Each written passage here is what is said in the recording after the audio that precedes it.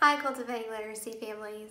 Today I'm going to be talking to you about helping your child identify the final and medial, meaning middle, sound in simple words. As your child has been learning letters and their sounds, it's really purposeful and helpful to help your child understand that words are made up of sounds and letters. And we can help them do that by first helping them identify the beginning sound in simple words.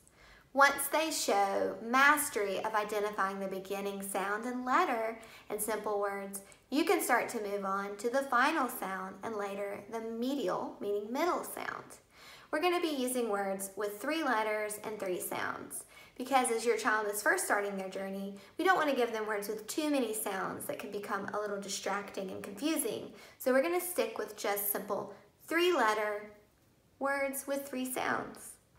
So after you've been reviewing those letters and their sounds and your child's showing consistency and recalling a letter's name and its sound, you can introduce identifying the beginning sound.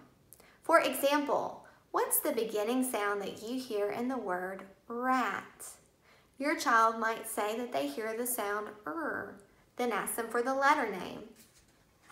After they show consistency and mastery with this concept, later on you can begin to move on to asking them to give you the final sound or the last sound that they hear in certain 3-letter or 3-sound words. For example, the word rat.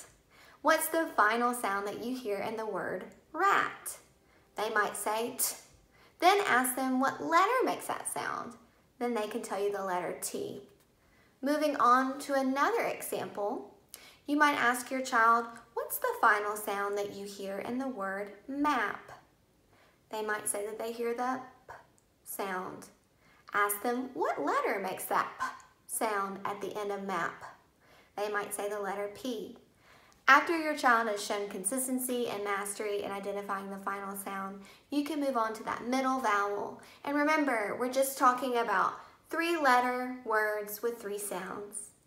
Asking them to identify the middle sound can help them identify the vowel. For example, you might say, what is the middle sound in the word map? And the child might say that they hear the letter A, which says A in the middle of map.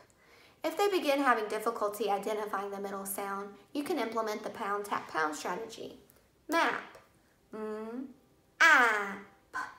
map.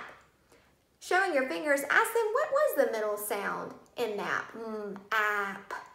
And they might say then, because as you segmented it out, they might have seen you move your fingers along and identify that they heard the sound in map.